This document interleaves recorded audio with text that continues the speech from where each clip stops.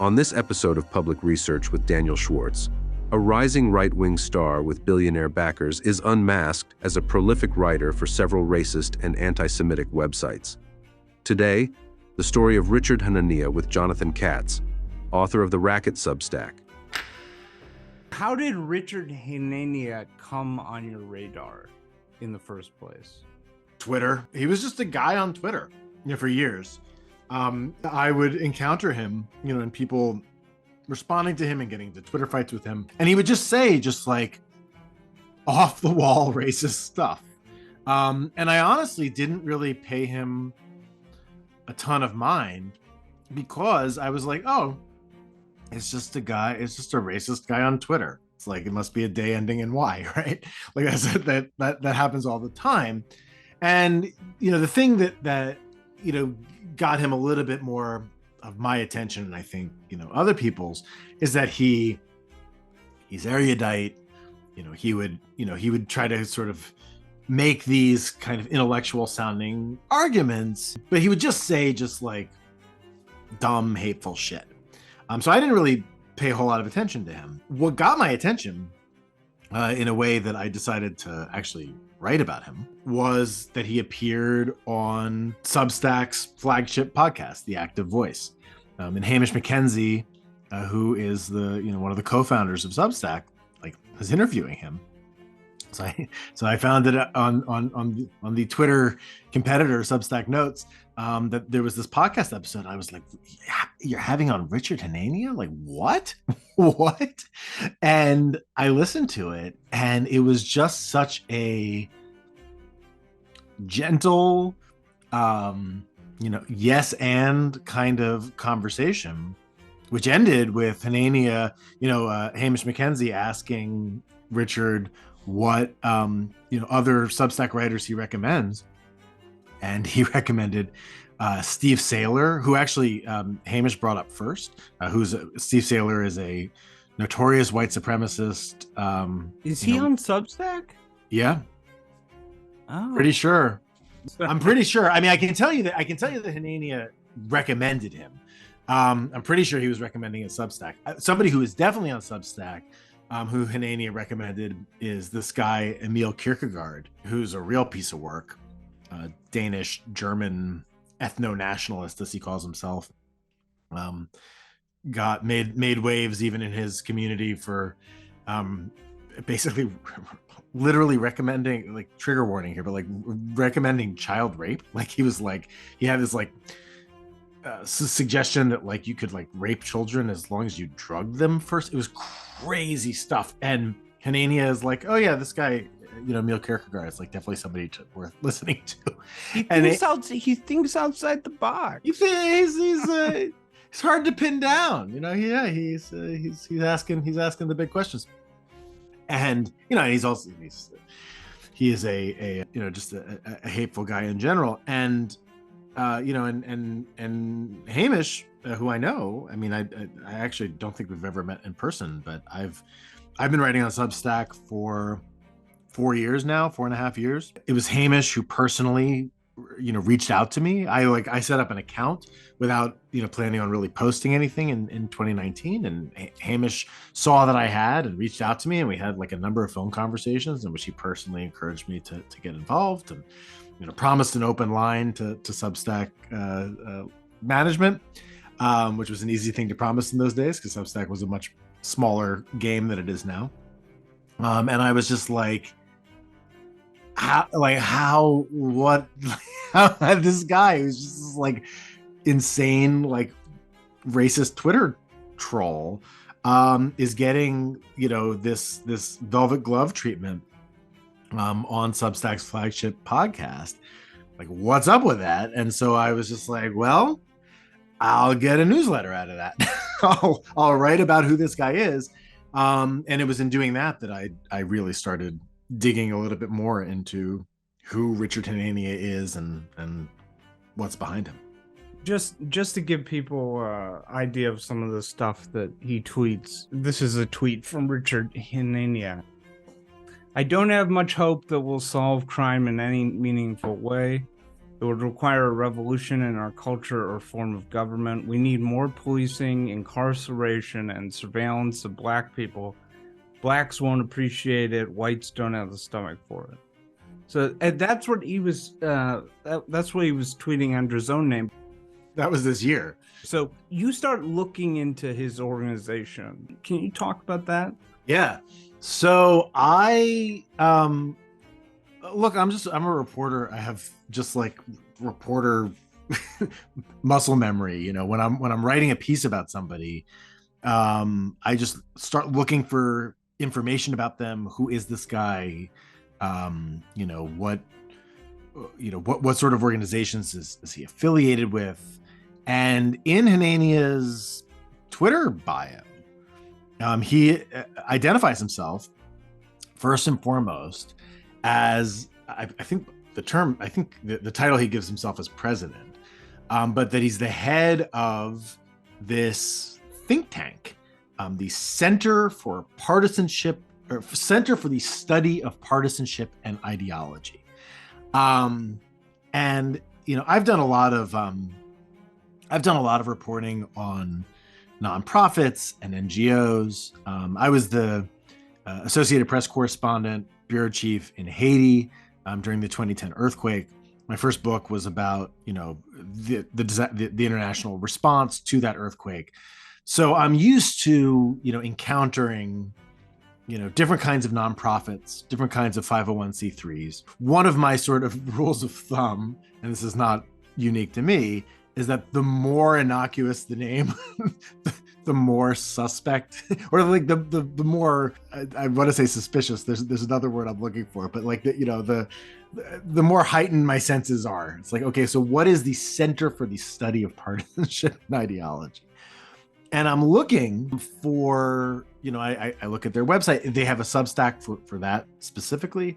They have a podcast, which Richard is the host of. They have, a number of prominent guests, including Mark Andreessen, Steven Pinker, Brian Kaplan from Mercatus at George Mason.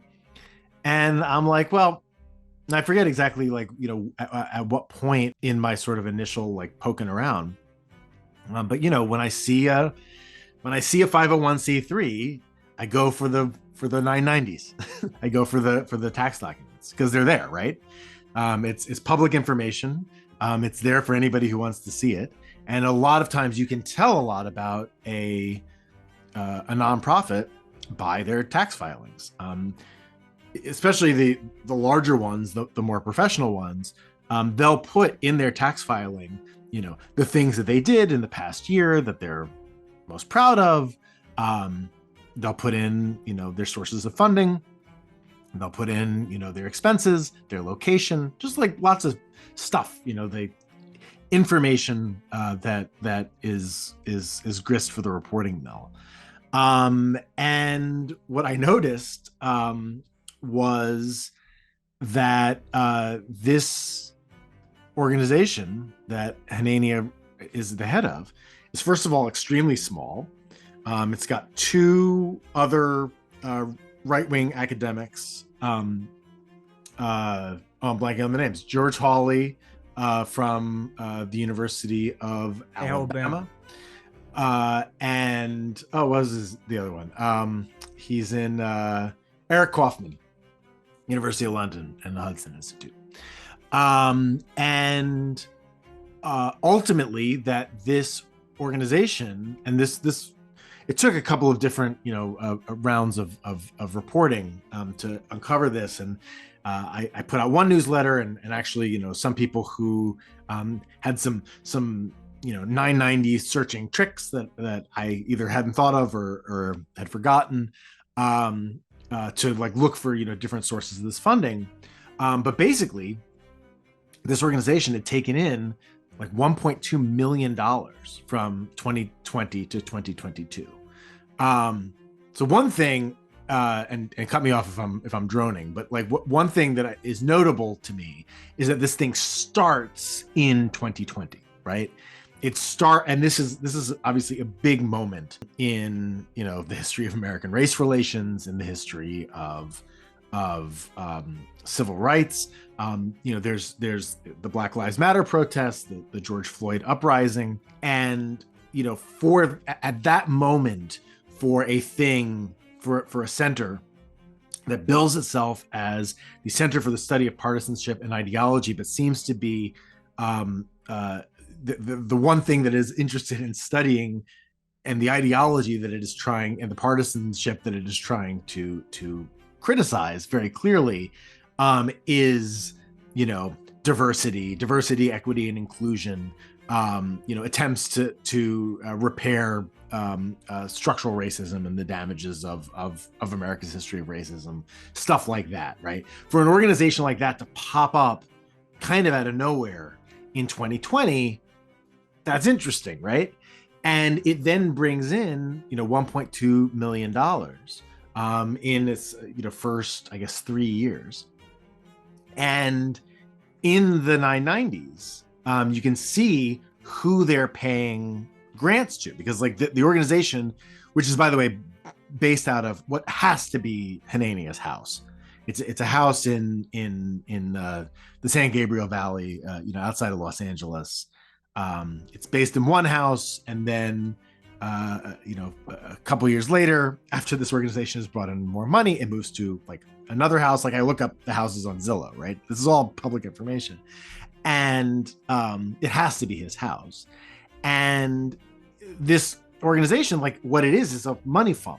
Money is going in, and it's going out basically to the guys who run it and their friends. So the first year, they give out 2 grants. One is to Hawley and one is to Kaufman.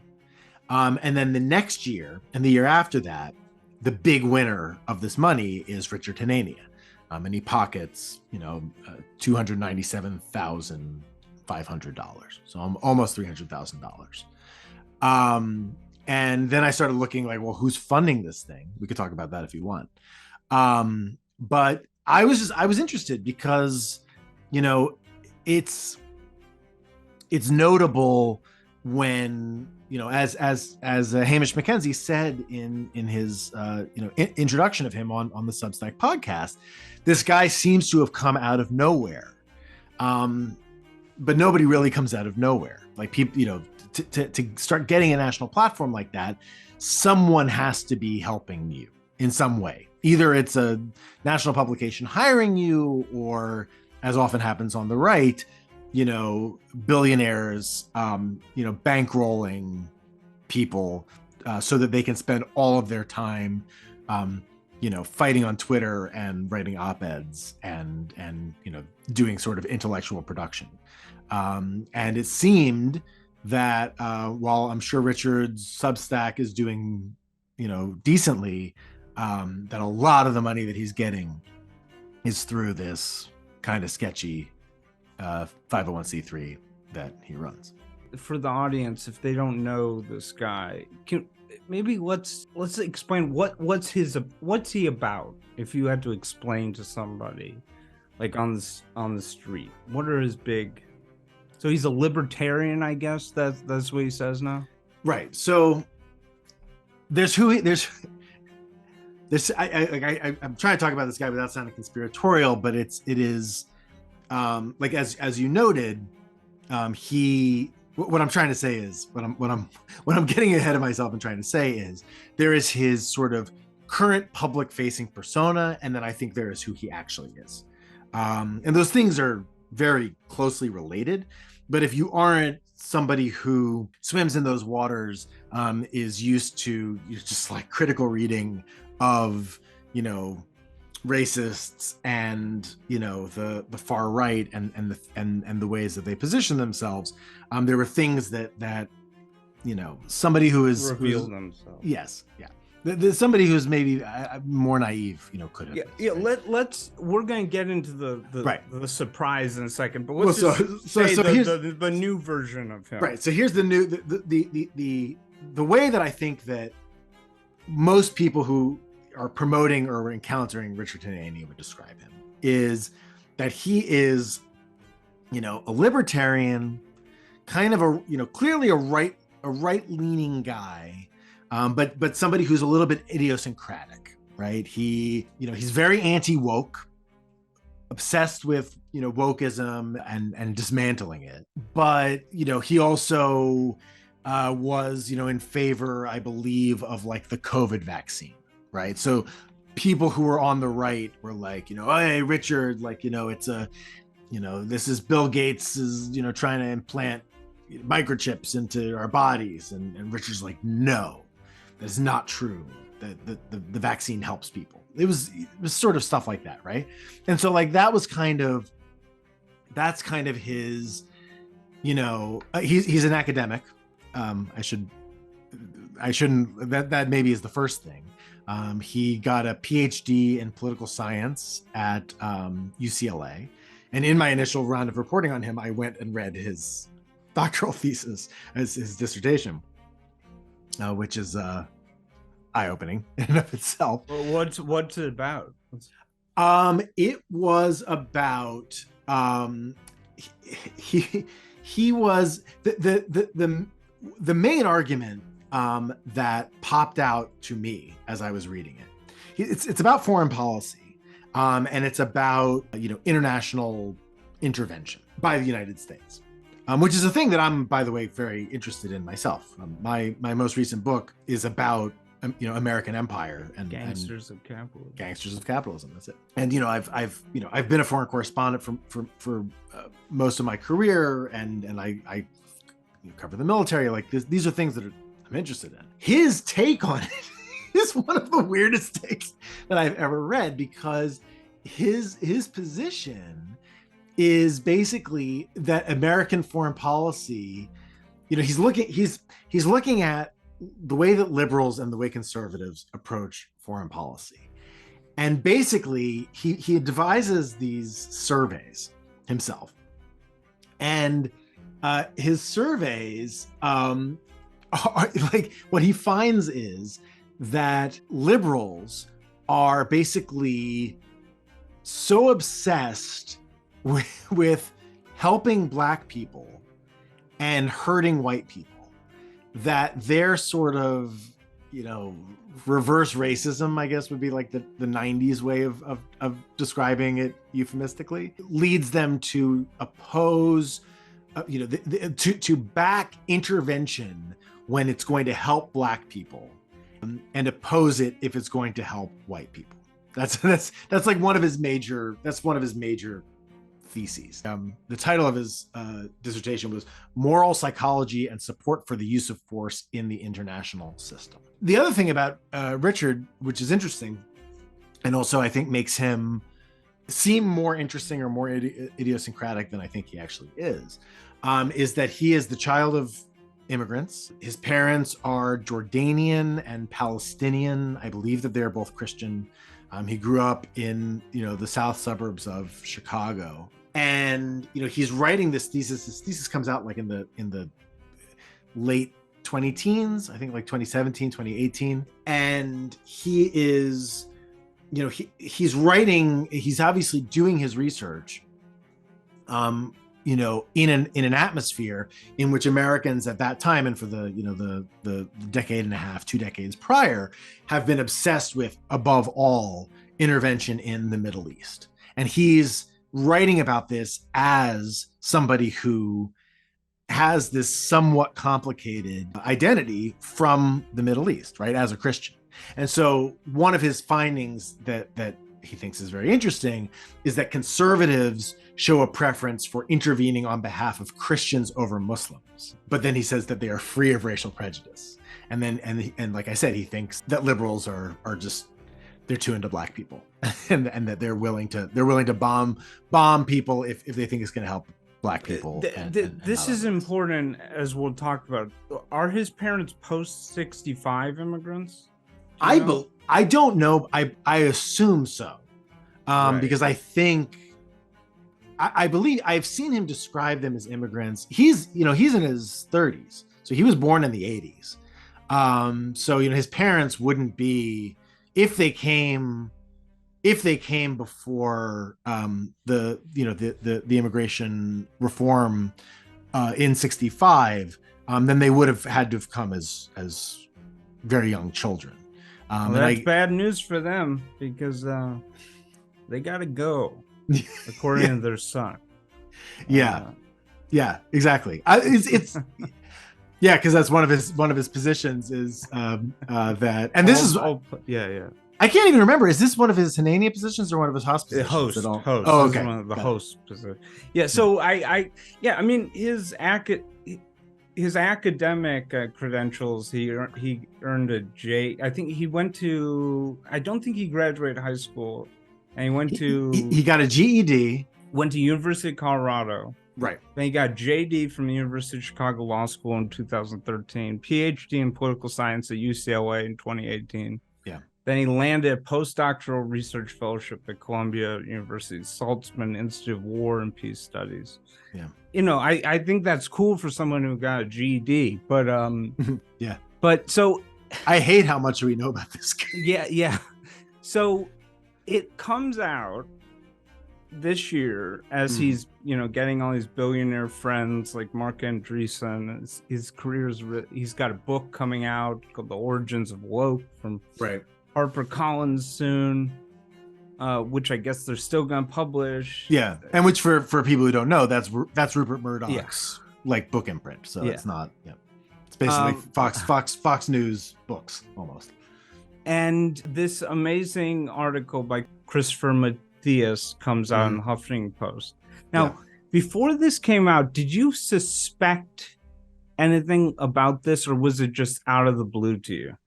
The fact that he was Richard Haas, or the fact that he had written for, you know, Richard Spencer's magazines and all these other things, that came out of the blue. I didn't know enough about the guy to have like looked into, you know, what he was doing, or figured out, you know, what he was doing under an assumed name. When I read it, like it didn't take me any time to be like, well, of course, because, you know, as he, you know, I think John Gans, the my friend and the writer, I think, you know, the way he's put it is that, you know, he's been posting Stormfront on Maine, you know, for years. Like it's not surprising, but, you know, the fact that he was like actively writing for real extreme, you know, racist publications, I wouldn't have even known where to look for that. So props to Chris for uncovering that. Yeah, I want you to lay out the basics of it, but for the audience. Mm-hmm. Yeah, so under his fake name, Richard Host, he was writing for Occidental Observer, Countercurrents, and AlternativeRight.com. But actually, those first two, Occidental Observer and Countercurrents, those are like literally like pro-Hitler. Yes. Yeah. Publication. Yeah. Yeah. Yeah, and the things that he was writing in those places were genocidal. Flat out. He was saying that anyone who is, as he calls it, of a low IQ, first of all, he is obsessed, and he is still obsessed with this, with race and intelligence, right? That's his big thing. He's a eugenicist. His whole thing is that intelligence is hereditary, that it is racial, and that you can sort of make meaningful differences between races based on their IQ scores. He's obsessed with this. And as Richard Hanania, he's obsessed with this. As Richard Haas, 10 years ago, he was saying that on that basis, that everybody who has what he considers a low IQ should be forcibly sterilized. So genocided. I mean, basically prevent them from ever having children and wipe them out over the course of a generation. And also he said in a 2010 Countercurrents article, he said, the ultimate goal should be to get all the post-1965, I guess this is the important thing for him, non-white migrants from Latin America to leave. Yes. Okay, so his parents are in the clear, I guess. Well, because it's interesting. It is without trying to disentangle, like there's some fascinating psychological and Freudian stuff going on with this guy. But he clearly, you know, he is if you look at a picture of him, he just looks like a white dude, like I do, right? He's, he presents as white. He, like I said, he grew up in the south suburbs of Chicago, and a lot of what he writes, even as Hanania, and then also as Host, and before this, it very clearly comes out of a very Chicago and even more specifically like white suburban Chicago experience, right? Where Chicago is this extremely violent place that is overrun by Black people who are just in gangs, and they are and murderous and out of control. And he also went to the University of Chicago, so he lived in Hyde Park on the south side. I lived in Chicago for many years as well. I went to university there as well. It's so interesting. Yeah, his brother got arrested for like throwing cats off of parking garages in Orland Park, I believe. But it's very interesting as somebody from Chicagoland. Nick Fuentes, the Gen Z Nazi, is from LaGrange Park, which is a southwest side suburbs. But there were like Chicago January 6th people arrested, and a lot of them were from specifically like the southwest suburbs. Yeah, and I think he's specifically from Oak Lawn. Yeah, Oak Lawn. Yeah. Not Orland Park. My mistake. Yeah, and well, I don't know where Francis is from, but it's interesting, right? Because he's from about the same area. Yeah, it's interesting, and not I mean, sort of in the general direction of I guess Cicero. Like that's where Martin Luther King got hit with a brick. There's, I mean, it is a very it's a very Chicago thing, and he writes a lot about he one of the things that I noted in my first piece about him on my Substack on the Racket was that he talks about I think like how Black people had like ethnically cleansed Chicago. It's really like people really lose it. I mean, this is a national thing as well about Chicago. I mean, people really lose it when talking about Chicago. It's really interesting. We could do probably a whole episode trying to like unpack the psychology about like that specific thing. Yeah, I mean, it's probably well known, but in case any listeners don't know, Chicago is sort of a tale of two cities in a way. The south side of Chicago and the north side, it's very segregated. Right. And so the south side of Chicago is very African American, and I do think that you do notice a stark difference between the whites from the southwest suburbs, right, and the whites from like the northern suburbs. Right, they're more liberal on the north side. So yeah, I mean, and I mean, without going too deep into it, like Chicago is a big hub of the Great Migration, right? So as Black people are fleeing terror and racism in the Deep South, one of the major places they go is Chicago. And Chicago is like also this, to use the cliche, it's it's a melting pot. There's all these different immigrant groups from all over the world, especially Poland and Ireland and Italy, a lot of Jews. Who are all sort of mixed in here, and then Black people come up from into that, and this is among other things where the blues comes from, right? Because like that's why Chicago is like the home of the blues, and a lot of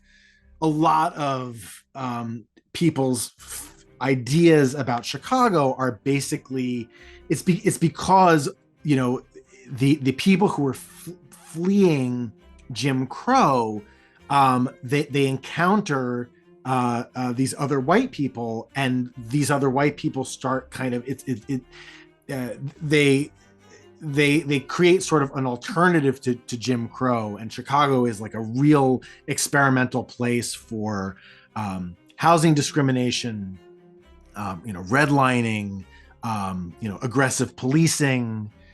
It's not, again, it's not alone in that. Like a lot of American cities are like that, but because Chicago is such a big city, and in a lot of ways, because it's like the big city in the middle of the country, like it's in a lot of ways, for a lot of its history, it's kind of been like the great American city, where like New York is like more of like an international city. And so, there's just there's a lot of freight in Chicago. It's not an accident that people, when people talk about black on black crime or black criminality in general, that they are often obsessed with Chicago. And as you said, just like Vivek Ramaswamy, they'll sort of use Chicago just as a euphemism for black people. Even though by the numbers, like it's often, I mean, there's crime and there's I reported on I covered murder trials. I went to journalism school at Northwestern, and I covered murder trials at 26 in California at the Cook County court and jail. I knew some gang members, and I'm aware that these things happen and that they're real. And there are dangerous parts of Chicago, mostly dangerous for the people who live in them. But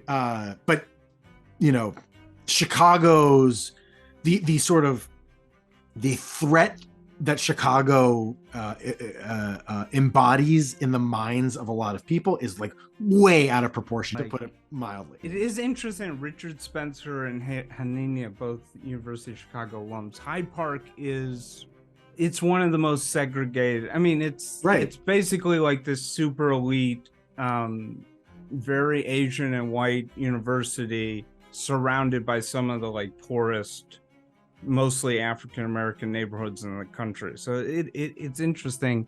I wonder if they had gone to like school in Ann Arbor, or Eugene, Oregon, if it would have been the same. That's interesting. Yeah, because like what these places have in common, Evanston is similar in a way. But what in particular Hyde Park and Oak Lawn have in common is they are places that are sort of surrounded by or adjacent to the quote unquote bad parts of Chicago. So they're places where sort of, the black neighborhoods, the ghetto of Chicago exists as like a place of imagination. That you're not really in it, you're just beyond it, and you're imagining the horrors that you're imagining, are happening there.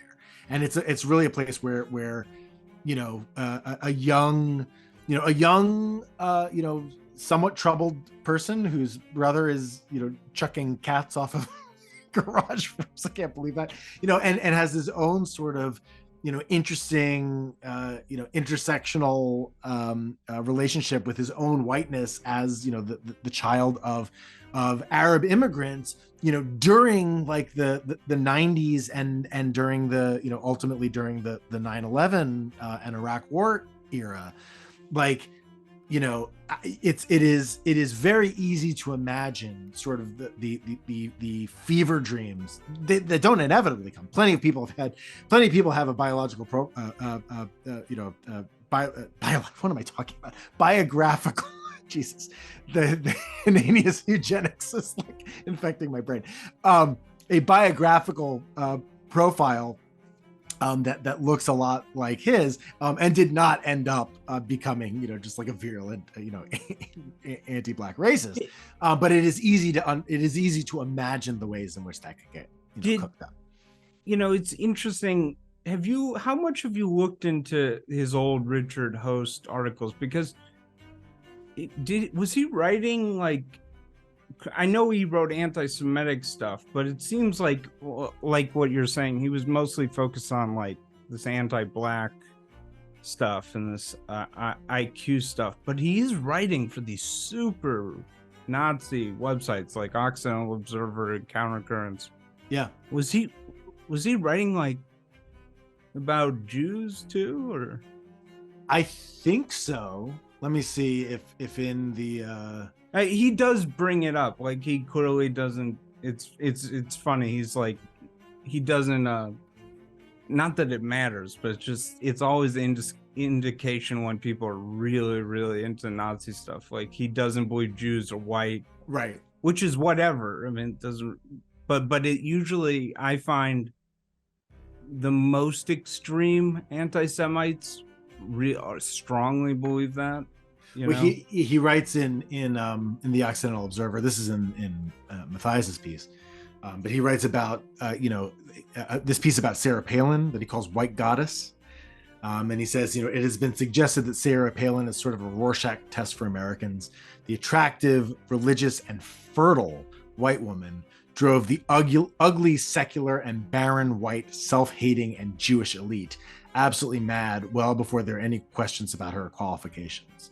By the way, I don't ever remember a time that there were no questions about Sarah Palin's qualifications, but that's neither here nor there. But like that is like, that's just pure Nazi shit, right? It's just like, it's not just about Jews, but it's about the fertile white people versus like the ugly, secular, and barren Jewish elite, and also the white self-hating elite, which is also a Nazi thing. So and he's still obsessed with Jews. He's still, if like on his Twitter feed, like he's constantly posting about how disgusted he is at what he sees as excessive philo-Semitism on the right.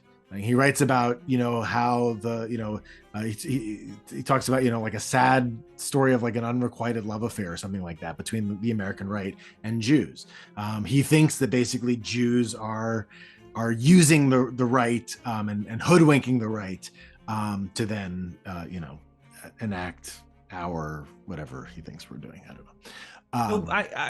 I think you've described it really well, but yeah, his thing, and so he's got this impressive academic background, and I think he wrote some stuff on Afghanistan, and it's like I agree Afghanistan was absurd, and so it's like, I think that got him in the Washington Post, and then his niche became, or is, sort of being like on the right but willing to say, the New York Times actually is more trustworthy than Breitbart. Right. Right. And exactly. They're like, look at this moderate centrist. Exactly. This guy's amazing. Exactly. That's his game. It's an old game. I mean, it is, sort of generally speaking, people on the right, paleoconservatives, and the sort of the libertarian milieu that honestly a lot of fascists and right-wing extremists, somewhat paradoxically, when you think about libertarianism, or at least as libertarianism advertises itself, but they come out of that firmament. Christopher Cantwell. Exactly. He's actually I was thinking about him specifically as I was saying that.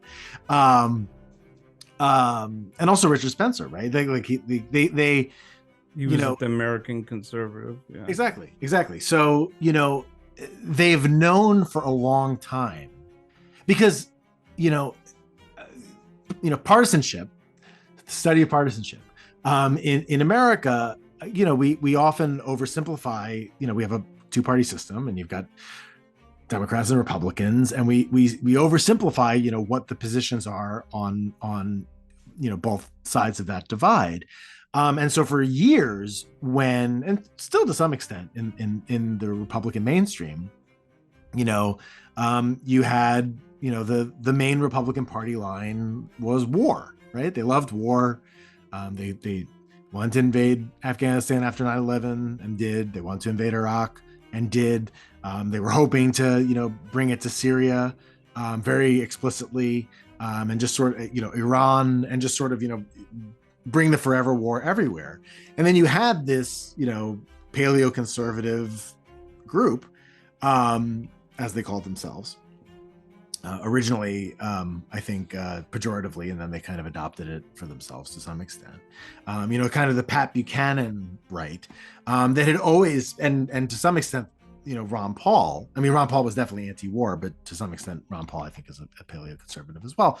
Like, they were critics of that. And since war was the big project of the Republican Party, throughout, especially the Bush years, being like, well, I'm a conservative, but I think that, the Iraq war was bad. And I think that, we shouldn't have so many foreign wars. That could get you a lot of cred among, moderates and liberals, and even leftists, as being like, oh, you're idiosyncratic. Like you're not being doctrinaire. You're not following the party line. Like you're thinking for yourself. And it's very important you bring that up, and I want to touch on this later, which is this generational question. But I remember the birth of the alt-right. I remember alternativeright.com. Like I remember the first time sort of Spencer came on the scene, before we all knew the guy was a Nazi. Right. And they did just cast themselves as we don't like Bush. Right. We don't like Bush. It wasn't like, and we'll get into it later, the way the alt-right evolved, because I want to get into Hochman stuff. But so I knew Hanania was set up for life when I saw that he was doing like these 2-hour podcasts with Conehead, also known as Mark Andreessen, who is he the? I call him Conehead. That's very funny. Sorry. And he's the founder of Netscape. He's super rich. He is like one of the most powerful VCs, people in Silicon Valley. Yeah. And he uses and is also like very ideological. I think he poses as being, non-ideological. But everywhere he goes, it's sort of, always the same thing, anti-woke, free speech in the way that only, the far right talks about. Jonathan, I cannot tell you the number of times I've looked at the profiles of small Nazi accounts on Twitter, like with 1,000 followers. Yeah. And every time it says followed by Mark Andrews. Yeah. Have you seen that? He blocked me years ago. So okay. He follows so many Nazi accounts. Yeah. It's wild. So anyways, it wouldn't surprise me. And he's a big backer of, he came in the time since I started at Substack. I started with my Substack in 2019. It was after that Andreessen came in during a VC round, and that was really when I think Substack started taking its big rightward turn. Yeah. So when I saw Hanania with Andreessen, I knew this guy was made for life. Yeah. And he is really close with, let me back up and say this. There's so many terrible things about Musk owning Twitter, but one of the few upsides is that this myth of the super liberal Silicon Valley is slowly dying. Or at least the workers, the coders, they might be more liberal, but the guys at the top, these people aren't just right wing. They're extremely, and it's very interesting. Peter Thiel has gotten so much bad press over the years, right? Yeah. But Andreessen, who follows all these Nazi accounts, hasn't. And Musk is part of that. And so it is astounding.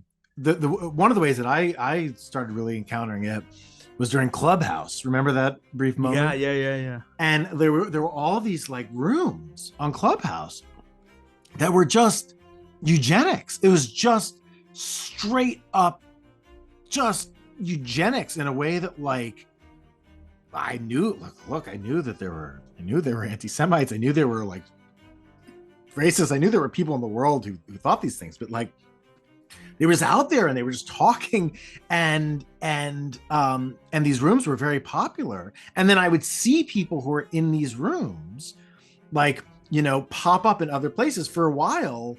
I'm totally blanking on her last name. Her first name is Lulu. She was hired by Substack when Andreessen came in with his funding round, as the spokeswoman. And she was somebody who was just constantly in these eugenicist rooms on Clubhouse.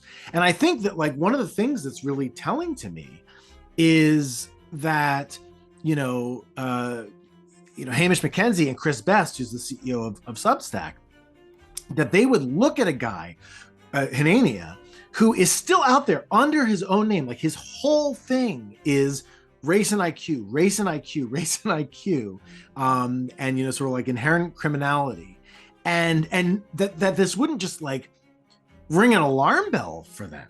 That it would be like, oh, that this could be like a good faith, honest dealer who could be an interesting person to talk to. That just says a lot about the culture of Silicon Valley. That like that stuff is just out there, and it is just so normal, and it is so like almost like taken for granted by a lot of people. That like, of course you would think that. Of course that's a thing that normal people would think. And just to me, as somebody who doesn't come from that world at all, Silicon Valley world at all, I was like, it was really eye-opening to realize how much in conversation those ideas. So you did some of the groundbreaking reporting on Hanania. Yeah. So who are his backers? Because some of them have surprising background. Yes. So so one of the big ones that I found, and because he actually contributed to the NGO, the 501c3 under his name, is Andrew Conroe, who is best known as the creator of adultfriendfinder.com. He created originally the original Friend Finder. It was kind of like, in a lot of ways, like the original social network. But he found very quickly that using this as basically a place to, sell porn and, hook up escorts with clients was much more lucrative. I think he ended up selling Friend Finder networks to Penthouse for like $500 million in the mid-aughts. And he has something, the Conroe Foundation. He wrote a check to Hanania's thing for $200,000. He also got $50,000 from the Mercatus Center, which is the right-wing libertarian think tank at George Mason. That's backed by the Kochs, but it's, the Koch brothers, but also other, prominent donors. They employed Tyler Cowen and Brian Kaplan, who are two of Hanania's exactly libertarian buddies. Yeah. And those two combined for about $250 million, but excuse me, not $1 billion, $250,000, 250,000.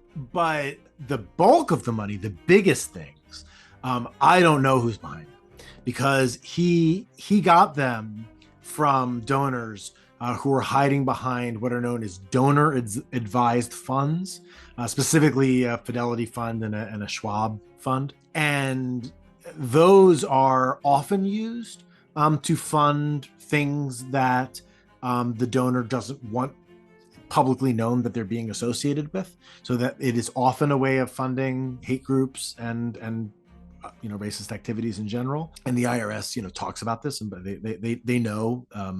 They have a note on their website that says that they're aware of organizations that have, quote, abused the basic concepts underlying donor advised funds. The idea is basically that the money goes to the bank, but the donor can advise the bank on how to donate it. So the only thing that appears on any kind of publicly searchable tax document is that Fidelity, wrote a check to Hanania, but it wasn't Fidelity's money. It was somebody else's money. But, a educated guess would be possibly Peter Thiel.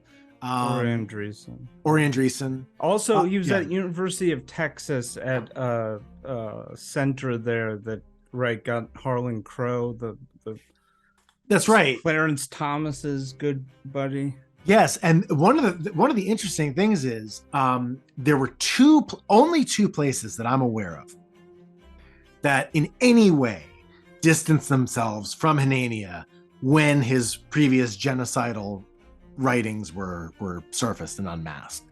One of them, the one that did so publicly, was the University of Austin. Barry Weiss. Barry U, which is very funny.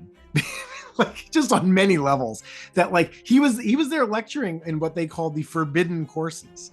I just love that, like, even Barry Weiss, of course not even Barry Weiss. Barry Weiss has always been she has never been a free speech absolutist by any stretch of the imagination. She, her first public thing was as an undergrad at Columbia, trying to get professors fired for criticizing Israel. But that it's basically free speech absolutist state university that was the first to distance. It's not even a real university. So is he going to lecture at Stanford, or he has said anything? I don't know yet. I haven't heard that they canceled that. But the thing that I was going to say that's interesting is that it was the University of Austin publicly distanced themselves from him. They're like, we didn't know about his racist writings, and if we had, we wouldn't have invited him. And the Salem Center at the University of Texas at Austin was quieter, but they dropped him from their website, and he kind of seems to have confirmed on his social media feed that he says that his fellowship was scheduled to end there anyway. Who knows? The interesting thing about that is that both the real University of Texas at Austin Center and the fake University of Austin both have Harlan Crow as a major donor. The Forbidden Courses series that he lectured at is hosted at one of Harlan Crow's properties, actually the old Parkland Hospital where JFK died after the assassination in Dallas. Right. So it is interesting that the two that distance themselves from him are both Harlan Crow connected. Possibly a coincidence, possibly not, but that's notable. So, but yeah, as you said, he had recently given a speech at the Yale Federal Society. He was scheduled at least in October to speak at Stanford Business School, and as far as I know, that's still on, but I haven't checked. So this comes out that he's written for all these Nazi websites, and he wanted to like sterilize people he thought were low IQ and all this stuff. And he says, I've completely changed. And anyway, so I read his so-called apology, and it was like one or two sentences that were sort of like, I'm kind of sorry, maybe. And then the rest of it is just attacking the journalist, like Christopher Matthias for. Oh, he calls him an Antifa journalist. Right? Yeah, and so it's interesting. I keep tabs on the right a lot, right podcasts, right? So I remember before this had all come out, I was in Wyoming, up high in the mountains, and I was listening to the Richard Hanania's podcast he does with this woman, Inez Stepman. Oh yeah. Called Clown Car. Right. And this is like, 3 weeks before he's going to get exposed as writing for all these Nazi websites. And what is he yammering on and on about? How we have to get rid of the Civil Rights Act. Right. But he's casting it all, and it's just a libertarian thing. Right. It's just a libertarian thing. It's, and I'm sure, and he was like, I'm sure the market will make sure there's no like bigotry. And then you let the markets, let freedom go and let the markets do what they want. Like, we don't know that, like, you could have maintained segregation. Like, we don't know that black people wouldn't have had on the highway because we never tried the freedom. We had Jim Crow, and then we had anti-discrimination laws. We had no, like, period with which to even test the proposition that markets can actually work. And I think that there's a lot of historical evidence that, like, when groups are discriminated against, unless you actually force them apart, people chase profits. All the white Southerners, 100% of the white Southerners can be racist. Nothing is stopping black people from opening hotels. Nothing is stopping immigrants from opening hotels. Nothing is stopping white Northerners from coming in and opening hotels. And then he gets revealed as this. So I listened after he was exposed. I listened to his the podcast. Yeah. And in the beginning, it was the same thing. He does like one sentence of like, I don't believe some of that stuff. And then the rest of it is totally attacking the left for not being racist. And then him and Stepman start talking about how they have hope for the future. Right. And the what is giving them hope, it's not like kids volunteering at the local homeless shelter. Right. It's that the Congressman Gosar of Arizona, is doing fundraisers and hanging out with the Holocaust denier Nick Fuentes. Right. And he hasn't denounced him. Until recently, and I'm wondering if you think that actually is changing, because it seems like Peter, I don't think is like blackballed from the right. You, I don't think are going to be blackballed from the right. Nate, I don't think is going to be blackballed from the right. Yeah. Well, I mean, it's crazier than that. Nick Fuentes is hanging out with like congressmen. I mean, you see, like Paul Gosar was like speaking at like Nick Fuentes' event or something like that. And as far as I know, these congressmen don't denounce him. So I think we really are in a new world. I think the polarization is such that like something like Huffington Post has no has no sort of, credibility to be telling people how they should think about different issues to the right. So yeah. Right. This gives them hope for the future. What Hanania said in his non-apology, he said, quote, "The reason I'm the target of a cancellation effort is because left-wing journalists dislike anyone acknowledging statistical differences between races. My mistake in a previous life was assigning collective guilt based on certain undeniable facts." And like what he's clearly saying there, I mean, he's saying it blatantly, that his problem was not that he was racist, because he's still racist. He's saying, I am still racist. I still think that the undeniable fact underpinning society are, quote, statistical differences between races. What he regrets is that he was prescribing genocide before, and now. And he quotes, I think it's Brian Kaplan, or he cites Brian Kaplan as being the person who inspired this thought, that it's worth basically keeping some non-white people around. He says, quote, "Even if groups differ in skills or cognitive abilities, we can all still benefit from the division of labor," which is literally the justification for slavery in the mid-19th century in the United States. Yeah, and the co-host Stedman says in the beginning, well, you haven't really changed your views. You just, I forget what she says. She's like, you've just moderated them. We'll get to the apology part in a minute, but I want to ask, because even in your apology, right, you don't completely denounce some of the views that you hold. You're more moderated about them now. You're more circumspect and more mature about them. And you're not as radical, but they literally just say that. Like, I have all the same views as I did when I was writing for like the pro-Hitler site. Right. I just have moderated them. He now instead of calling for genocide outright, now he's calling for essentially neo-segregation. Like, he's basically saying, like, let's roll back the Civil Rights Act. Let's gut it. And this is another thing that Vox did reporting on this, and it's very much pertinent right now.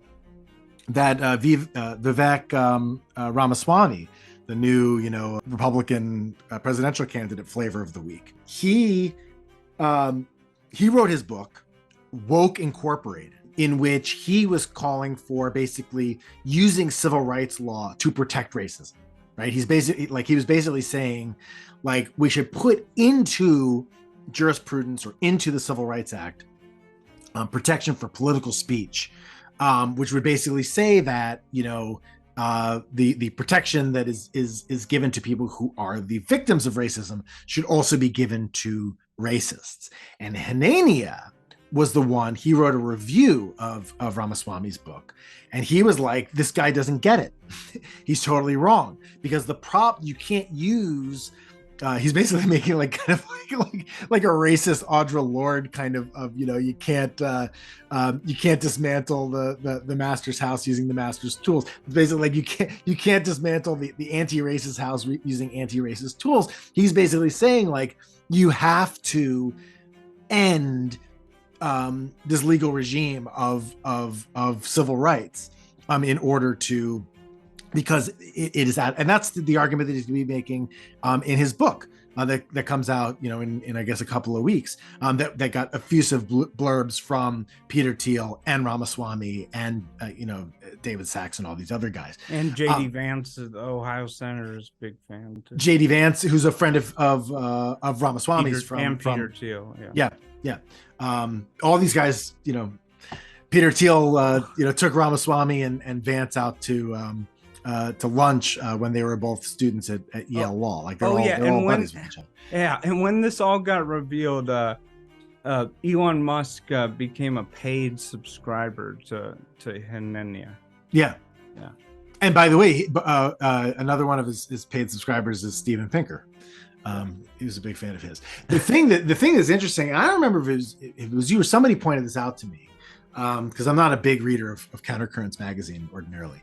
But Greg Johnson, who is the white nationalist editor of that magazine, he wrote a piece about the unmasking of Hanania as Richard Haast. And he's basically saying that he had published Hanania at Countercurrents, but under the pseudonym, and that he writes about how he thought that Hanania had some good ideas, but that that he was a libertarian who occasionally hinted at race realism, was the way he put it, right? But that he never went far enough down the road of overt fascism. And Johnson writes, I think, one of the most telling things that I've read about this entire episode. He says that once he has realized that Hanania is Haast, he says, quote, "The most charitable interpretation of Richard Hanania's career trajectory is that he remained race-wise and Jew-wise, but edged up to the mainstream to inject good ideas and shift the Overton window." And then he says, he was wildly successful. And that is very clearly what Hanania is doing. I mean, again, he is not concealing this at all. He says overtly that we need, more, policing, incarceration, and surveillance of Black people. When Alvin Bragg, who's the DA of Manhattan, and is himself Black, when he indicted Daniel Penny for strangling a Black subway rider to death on the F train in New York, Hanania tweeted, this was like in March, they're all animals, whether they're walking around in suits or riding subway cars.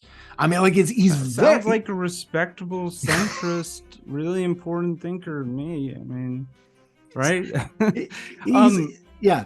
It's all out there. Like you have to be. It requires both. It's really interesting. It requires both. It's hard to look at this and not see a significant amount of willful blindness in people like Matt Iglesias and the editors of the New York Times who are, and the Washington Post, who are publishing Hanania. Ross Douthat, I always screw up the pronunciation of his name. Speaking of names get screwed up, but like he recommended Hanania's writing like 9 different times in his columns and newsletters. Like, to a certain extent, maybe they're just not seeing this stuff. To a certain extent, maybe, this kind of is what I was talking about with Mackenzie and Best at Substack. Maybe they're just like so surrounded by this just like overt, like 19th century style, like race science, that they don't even think it's weird anymore. Or maybe they just agree with it entirely. But it's wild to me that you can, it's wild to me that anybody could have read anything that Hanania has been writing in public, for all these years, and been like, well, I don't agree with him about everything, but he's got some good news. There's another person that the New York Times, another young conservative, that the New York Times published multiple times, named Nate Hochman. And he made a Nazi video for the DeSantis campaign, right? In public, in a way, like he didn't even do it on a fake name. He was openly making it with these other DeSantis campaign people, right? I like, so for instance, the Know My Enemy podcast, Yeah. Sam Alderville and Matthew Sidman. I like what they do. I'm a Yeah. big fan. Me too. But I think I'm a paid subscriber to Know Your Yeah, Enemy. but their last episode, they said Nate Hochman, Rod Dreher tweeted out that Nate Hochman said, I had no idea what the Black Sun was. He had these troops marching into a spinning black sun superimposed over DeSantis's face in this fascist video. And he says, I had no idea what that was. I had no idea that was a fascist symbol. Now, the Know My Enemy guys, they apparently believe that. I mean, what's your take? So first of all, about the video that he made, with the headline, and it's a fine headline, is that it included a Sonarand, a neo-Nazi black sun symbol, and as you note, it's used in this tableau of literally soldiers marching toward the Florida flag, which it's a St. Andrew's cross, so it's a big red X, which also invokes the Confederate flag, and then DeSantis in front of it with the Nazi black sun in the background. So even right there, not particularly subtle, right? But beyond that, and I didn't even know this the first time I wrote about it, I ended up doing a follow-up newsletter about it. The whole thing is patterned, shot for shot, beat for beat, on a neo-Nazi video format. It is a, the video is of it's a Doomer Wojak, right? So kind of a crudely drawn cartoon everyman who represents the viewer, the young male gamer type viewer, who is watching sort of a succession of things that disappoint him. And it is always, headlines about diversity, and sort of in the Nazi versions, which are out there, you can find them. It's often like the British, National Mint, releasing a coin with the black face on it, or U.S. soldiers marching, holding a pride flag or something like that. In the Hochman video, because it's a campaign ad, what he's doing is he's showing that the Doomer Wojak is depressed because he's watching Donald Trump betray the things that far right people wanted him to do.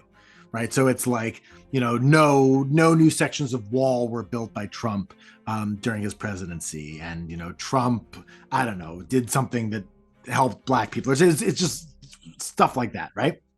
And then in the video, this is the meme format. And the music, by the way, it's a cover running up that hill. Exactly. I have seen a Nazi version of this, uses the same version of the same song, same spot in the music. The screen fades to black, a kind of a backlit door opens, and a silhouetted figure comes out. And in the Nazi versions, it's sort of like a Chad. It's just like a muscle-bound white guy. I don't know, maybe somebody who knows more about this kind of piece of esoteric Nazi whatever might even recognize who the guy is. But as far as I can tell, it's just sort of a Chad. In the Hochman version, it's DeSantis. And this sort of messianic white figure then takes the Doomer Wojak to essentially Nazi heaven, Nazi utopia. And in the Nazi version, it's these very specific Nazi memes of these sort of mythological Nordic, ancient Greek, Hanging Gardens of Babylon type places with like the maps of like this kind of very Nazi like fantasy, and in the Hochman version, DeSantis takes the Doomer Wojak to Florida, which is it's his utopia. To say this is not an accident. You can't do this accidentally. I'm sorry. Like, sir, he was trying to celebrate Latino heritage, and he thought it was an Aztec symbol. He had no, even though he was an admitted Nick Fuentes fan. It is impossible. It is I know you're joking. I just really have to underline this. Like, you cannot, this is not like, oops, I tripped and fell on my dick. Like, this is like, he had to, whoever made this video, and Axios reported that Hochman either made it or played a role in making it, had to have been just imbibing this very, very particular format of Nazi video. By the way, in one of the Nazi videos that I watched, it doesn't even end on a Nazi symbol. Hochman was like, or whoever made it, Hochman was like, in case anybody doesn't get this, because they're not like, frequenting the same image boards that I am, I'm going to end this with a spinning glowing Nazi symbol. Just in case my message is too subtle. And it's important to point out, this is not, look, who hasn't had one Nazi scandal? Okay, we've all had one. This is his second. Right. His first one was praising the what I just call him the pro-Hitler cult leader, Nick Fuentes, who dreams his life goal is like leading pogroms. He, praising him. So we know he was a Nick Fuentes fan. Yeah. So it's just like, ask the Nick Fuentes fans. Do they know what a black sun is? They do. Right. Of course they they all do. know what it is. They do. And a lot of people on the right do. And this is one of the things, is that like these people, they're all hanging out in the same places. They're all hanging out on the same message boards. And some of them think, look, I have absolutely no doubt that a significant number of Nazis think that, Nate Hochman is a cuck, right? That he doesn't go nearly far enough. He's a sellout, whatever. But they're all in conversation with one another. So this is the prism that I saw the Hanania expose from. Right. Because my focus is on the Gen Z right, because I think people just don't get how Nazi it is. They have no idea how bad it is. So I looked at the Hanania situation. I was thinking the Hochman situation. Right. Well, Hanania is a millennial. Right. Okay. So he wrote all this under a fake name, right? So there's sort of some shame, right? Right. And Hochman publicly was making this with his work colleagues at the DeSantis campaign. The group chats came out. They were all, one of the people, Kyle Lamb said, one of the people in the DeSantis campaign said, this should be in the Smithsonian. Right. So he's publicly doing it. And so this is being shared on a chat thread overseen by Christina Pushaw, who's one of DeSantis's chief spokesmen. Right. Yeah. And so he's publicly making this. So to me, I saw that generational angle of millennial. They still are like trying to hide it. The Gen Z are just so much more extreme. But for listeners, I want to put this in context. I think this all happened during the summer. Okay. Hunter Walker, the reporter, revealed that Paul Gosar, the Arizona Republican congressman, has 2 neo-Nazi cult members on his staff. Yeah. One of them is literally given an oath to this Holocaust denier, Nick Fuentes, to quote, where they have to raise up the right hand and pledge to rape, murder, and kill for Nicholas J. Fuentes. Okay? Jesus Christ. Hasn't been fired. I don't think Republicans have spoken out. They're still there. One of them's names is Wade Searle. That's one. Pedro Gonzalez, this Yeah. big guy who's on Tucker and very hooked into the conservative world, also worked for DeSantis, revealed to be this giant anti-Semite in these private text messages, like to the degree he's like, no, Nancy Pelosi, she's a Jew, you know, Right. like, and Right. posting like insane anti-Semitic cartoons and all this stuff. Then you have Hochman, the Nazi ad is exposed. And by the way, you brought up Paul Gosar. Gosar shared on his Twitter feed another version of the same meme video that Hochman shared, except instead of the Chad or DeSantis coming through the door, it was Gosar, and that got taken down after a couple of days, but it's still out there if you look on Internet Archive. But what I'm trying to say is this is a trend. But so I've heard somebody told me he estimated 50% of the Gen Z Republican congressional staffers were like Groypers, which is basically just a new version of Nazis. Yeah. What would you guess that number is? I don't know. I mean, I can't guess on the number, but it doesn't surprise me. I mean, there's a couple of different aspects of it. I mean, shit posting and just like being a general asshole online, and going for ever more extreme online personas and imagery. Look, social media rewards that. It's a way to stand out. I'm not drawing I'm trying not to draw a false equivalency here, because I don't think they're the same at all. But like on TikTok, the number of Zoomer leftists who, ironically or unironically share, memes of like Lenin, with his eyes glowing, or there was like an AI TikTok filter where people were posing as like Soviet propaganda posters. I was born in 1980. For me, it was you were really putting yourself out there, in the 90s or in the aughts, when I was the age that these kids are now, to be like, I'm a communist. There were certainly people who were, but like it was a big statement. And now it's a more common, and there are other non-political things as well, where it's just like the hard, a lot of fandoms, right? You could be a Swiftie, but you should be like a super Swiftie. You could be like into BTS, but like you got to be like going after and destroying all the enemies of BTS. And that kind of attitude, like it doesn't surprise me in a way that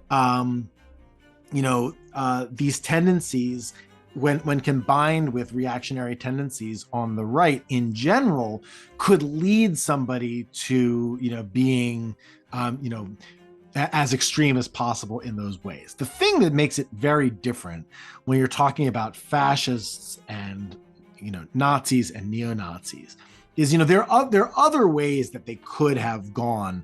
You could start getting like extreme like Reagan memes or something like that, right? Where it's like, or even like, we're gonna, drop nukes on our enemies, but like, under like a big like American flag. It is a real interesting and telling choice to really lean into like these specifically fascist tendencies. And for me, it's impossible from my point of view, it's impossible to understand that without understanding Trump and the very clear from the beginning of his campaign fascist tendencies of Trump's campaign, his first campaign, and of his presidency, which culminated for the moment in an attempt to overthrow the United States government. But you've got all of these different things, and I talk about in my latest book, in Gangsters of Capitalism, I talk about the ways in which American imperialism in the early 20th century, imperialism in general, creates fascism, as Aimé Césaire and Frantz Fanon and Hannah Arendt, and lots of writers have written about this in lots of different ways. Arendt calls it the boomerang effect. Fanon says, what is fascism but colonialism practiced in the heart of a traditionally colonialist country? And, I write about the ways in which that era of American imperialism came back home in the form of fascism. And, it is very, very clearly has been happening now. It's very clear that the othering and the iron fist and the aggressive, murderous attitude toward perceived enemies of America and American civilization and Western civilization in general, came back home. And it's like, well, if we can do that to people in the Middle East, why can't we just do that to our political enemies here? And those things are out there, and they have become in the Trump era extremely mainstream. I mean, I remember 7-8 years ago, if you saw like a Punisher decal on somebody's car or a Gadsden flag at a protest, you'd be like, oh, okay, this guy is like, he's a little bit far right. Now that stuff is just normal. Like, QAnon, like boomers, like the idea of an ideal political settlement being some kind of a civil war or rounding up the libs and executing them at Guantanamo. Like, it's not in the mainstream of the mainstream, but like it's close enough that like things like that can be sort of brought up in more or less. I view those people as like the moderates. Almost. That's what I'm saying. That's what I'm saying. When I'm saying it, I guess it's taking me a while to get there. But what I'm saying is that like if you've got like if being like a 3%er or an oath keeper is a moderate, then like, well, what are you going to do to be more extreme than that? If you're a teenager, if you're a college student, trying to make a name for yourself in a milieu in which, the more extreme you are, the more attention that you're going to get. And so like, of course, like the only place to go, to the right of that, is Nazism. And I don't think that these are things that you can just play with harmlessly, without seeing them, without having people, decide at various points to make them a reality. And Richard Hanania in particular, I mean, in some ways, as I think you were noting, they're from different generations, Hanania and Hochman.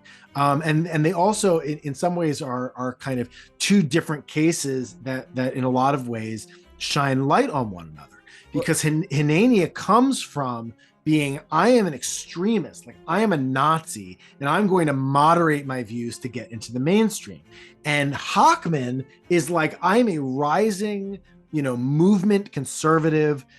He writes for National Review. He gets a summer fellowship from the American Enterprise Institute. Then he's at the Claremont Institute, which is, a harder right, but still somewhat on the periphery of mainstream. And then how am I going to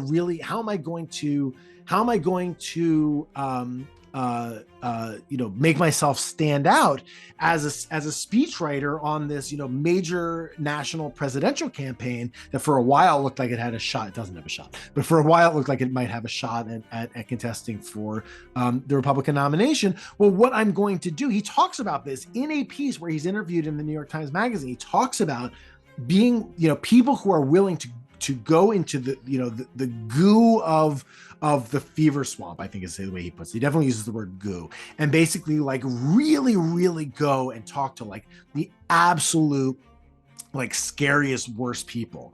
And what he's saying, and what he clearly, the conclusion that he clearly comes to is, I'm going to make neo-Nazi memes to try to get some Nazis onto our campaign to show other Nazis that this is the cool campaign to be part of. And that is how I'm going to distinguish myself in front of this, Republican governor.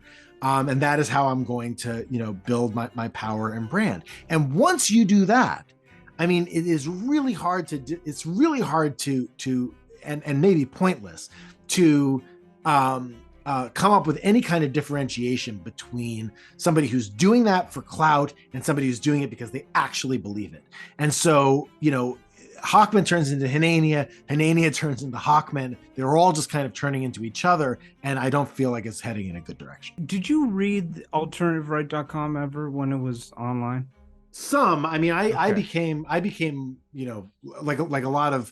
I mean, when in the time that Hanania was writing for them, I was living overseas, in Haiti actually, which is another place that Hanania as Host went ahead and wrote a column, probably actually in the immediate wake of the earthquake in 2010, citing the Nazi author of the Turner Diary. Exactly. Well, exactly. I only asked because I remember that, and I think some people don't understand this, but it's very telling that one of the earliest articles that Spencer ran on AlternativeRight.com was by Jason Richwine. Do you remember him?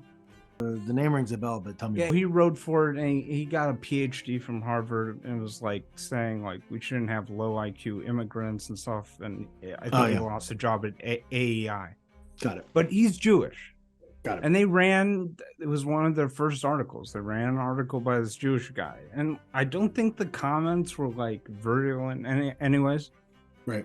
And a lot of people didn't think Spencer was a Nazi in like 2010 or 2011.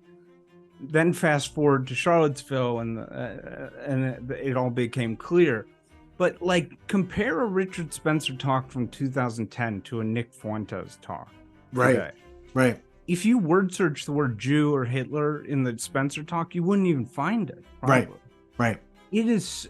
So do you agree with me that the Gen Z is much, much, much more extreme than the millennials on the right? They seem to be. I mean, look, this stuff, like, again, this stuff has been out there forever. When I was an undergrad at Northwestern, I was there when Matthew Hale, and it was his lackey, I think his name was Benjamin Smith or something like that. Oh yeah. When he went on the shooting spree, killed Ricky Birdsong in Evanston. Exactly. I was there. That was my, I think, between my freshman and sophomore and junior years. I don't remember which. I think it was maybe between my sophomore and junior year. Matt Hale was out there, and he was, he was very much being a Nazi. Although, honestly, to be perfectly honest, I think, he was maybe he was even tempering some of his public statements a little bit more than Fuentes does. Fuentes is really out there. I mean, he's now calling for killing Jews. Yeah, in speeches. Yeah. It's there's a lot of. I agree. I think things are becoming more extreme. I mean, look, it's like it's like the editor of Countercurrent said. It's all about shifting the Overton window, and as the Overton window moves right, and as it becomes as it is a mainstream position. It's not universal, but a mainstream position within the Republican Party that Trump was right to try to overthrow the 2020 election, and that the people who stormed the Capitol were right to do so. If that's moderation, that's within the realm of acceptable discourse. Reasonable people can disagree. Then what's to the right of that? And I think Gen Z, the Zoomers are kind of volunteering an answer of what's to the right of that. So, what does the future hold, do you think, for the likes of well, let's look at these three: Pedro Gonzalez, Hanania, and Hulkman. Do they all have a lifetime Claremont fellowship in the future? I don't know, man. If I knew how to predict the future, I'd be living in a much bigger house. Hanania doesn't seem to be paying much of a price, other than getting distanced by Barry Weiss and the University of Boston. He's pretty much and he's giddy about it, right? He's out there talking about how he's survived his cancellation attempt. I don't know, is he going to get another op-ed in the Times at some point? I don't really know. Who invites him on for his podcast tour will be very revealing. Yes, and if the origin of woke gets reviewed in the Times, if it gets a positive review, or the Wall Street Journal, etc. If he'll be on a book tour, like if he's on CNN, whatever, like that could be. I'm sure he'll be on Fox.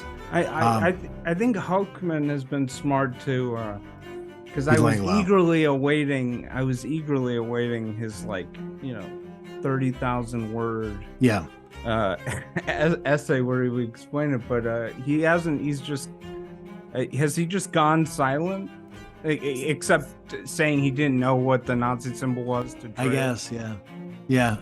As far as I can tell, he's younger as well. He's like 25.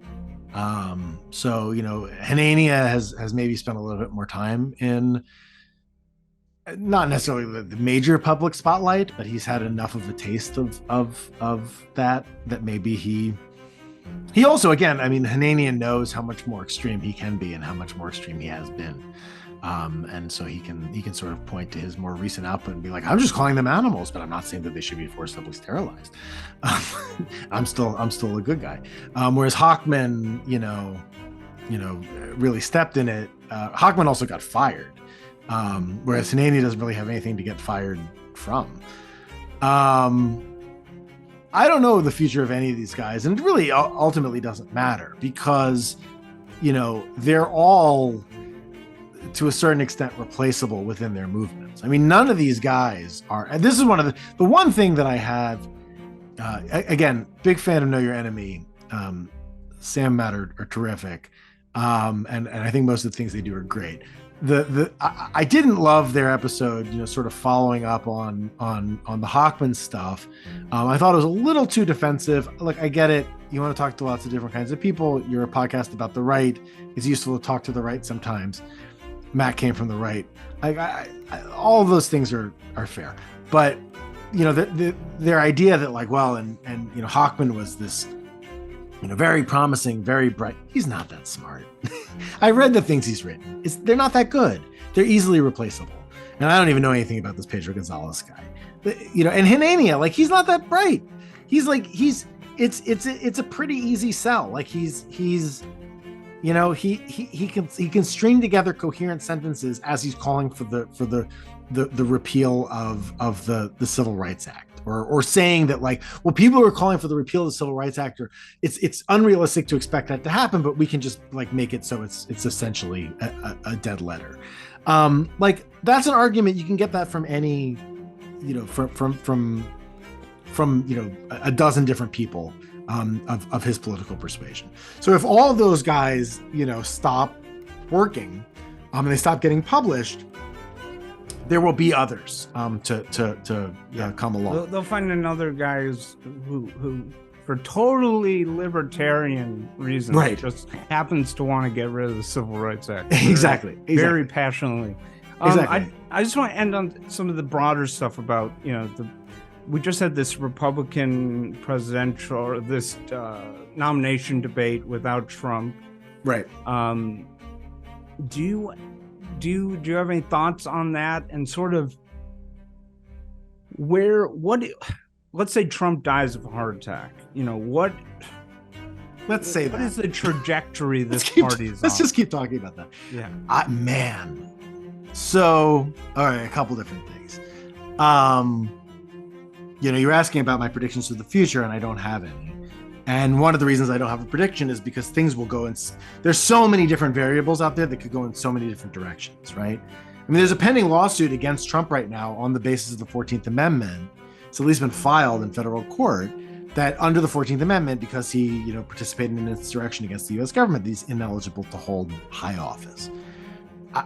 That's a good, I think one can definitely make a case about that. If that came through and he wasn't able to run, who the hell knows what would happen, right? Or if he dies of a heart attack. If he does run, would he beat Biden? I don't know. everybody he's a very unpopular. She made one very good point she made two very good points during that debate. One was that running on a federal abortion ban is going to lose Republicans every election nationally. I think that's absolutely true. The other one is that Donald Trump is I think she said, the least popular politician or the most hated politician in America. It's absolutely true. Like in some ways, him running against Biden, could do Biden some favors. Although with Biden, we've got like an 82-year-old. I mean, I guess he's like a little bit more compos mentis than like your average or basic 82-year-old, but he's old. He's very old, and he's not getting any younger. And I don't know what this election is going to be like. But it really kind of trying to read those political tea leaves. Oh, and the other question about the debate, Vivek Ramaswamy.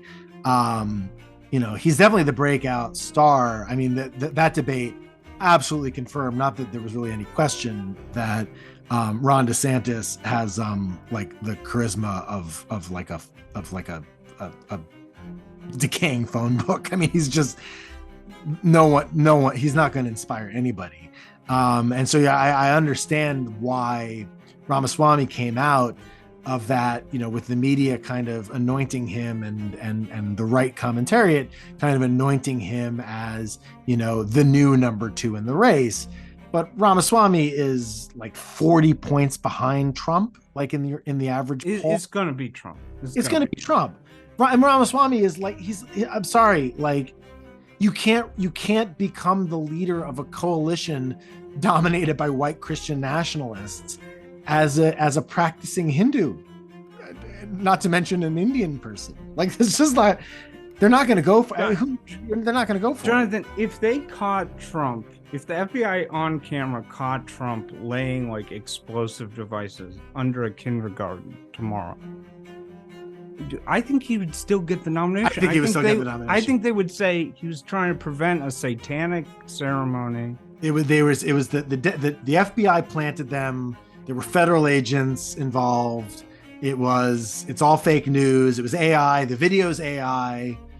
No, there's nothing he can do. There's nothing that he can do except if a court of law, like if basically if like the Supreme Court rules it, like with a majority consisting of like Trump appointed justices, rule that Donald Trump is constitutionally ineligible to run for president.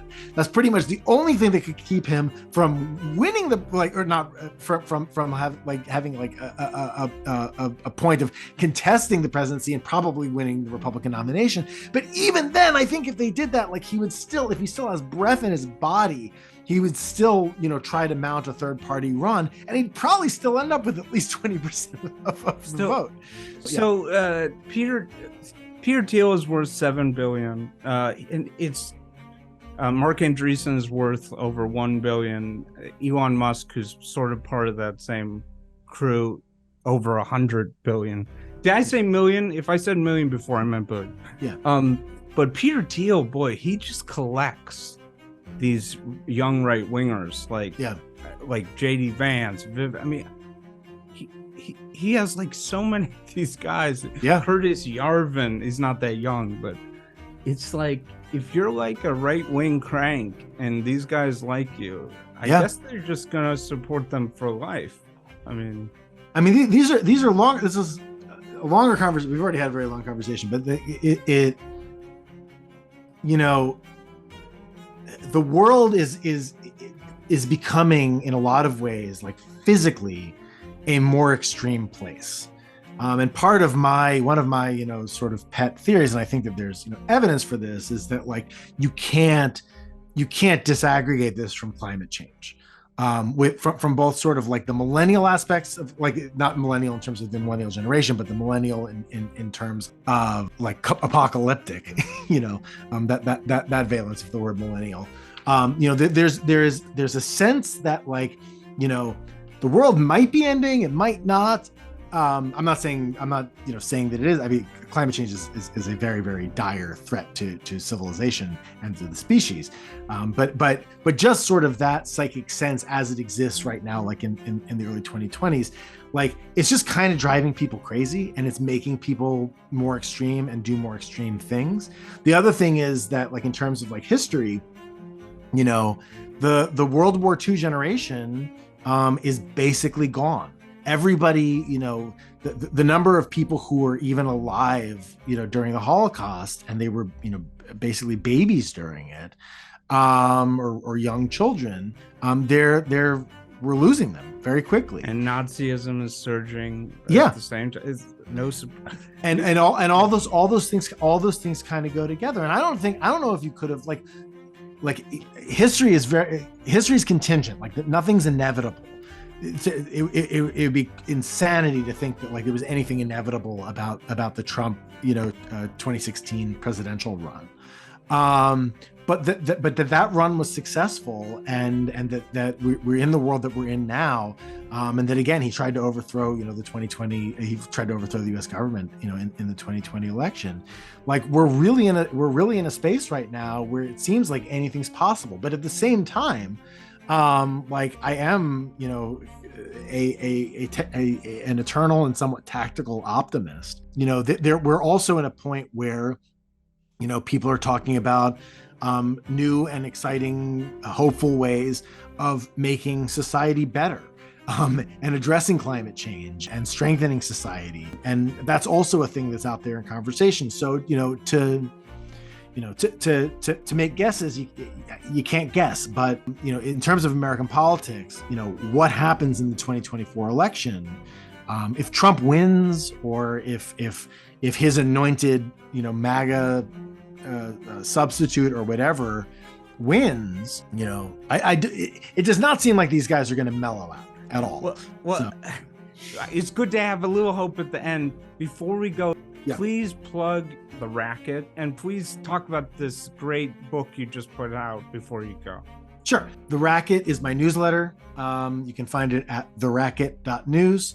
You got to put the in, because somebody else, I won't name him, decided to cop my URL even. So it's theracket.news, but you can find my newsletter there. I write about foreign policy and domestic politics, and a lot lately about Richard Hanania, but that won't be a permanent condition, I hope. And my book that just came out in paperback this month in August. It's called Gangsters of Capitalism: Smedley Butler, the Marines, and the Making and Breaking of America's Empire. It is about this fascinating guy, a Marine named Smedley Butler, who was, it's a true story. He fought in every overseas invasion, occupation, war that the United States participated in from 1898 until the eve of World War II. Was twice the recipient of the Medal of Honor, but at the end of his life became an anti-war, anti-imperialist activist. And I traveled all over the world, basically talking about the ways in which America's imperial past is forgotten in our country and remembered in other places. And as I was talking about earlier, has this tendency then and now to come back home in the form of fascism. So it's a good book. Check it out. I'm just curious. The first person I heard Smedley Butler's name from was actually Alex Jones many years ago. Did he try to interview you by any chance? He did not. And I came. Shame. That would have been. I don't know what I would have done. Yeah, I'm pretty sure I wouldn't have gone on. But that was one thing about writing about Smedley Butler, is it definitely puts me in proximity to a lot of interesting people and some interesting conversations. I encountered Smedley Butler through Haiti, because Smedley Butler played a major role in the U.S. Occupation of Haiti from 1915 to 1934. He was there at the beginning during the original invasion phase. And I would love to discuss Haiti with you sometime in the future. Yep. But because that country really is in dire straits. Right? It really is. It really is. Yeah. Well, thank you so much, Jonathan. It was really a pleasure to talk to you, and thank you for your reporting. Yeah, my pleasure. Thanks for having me.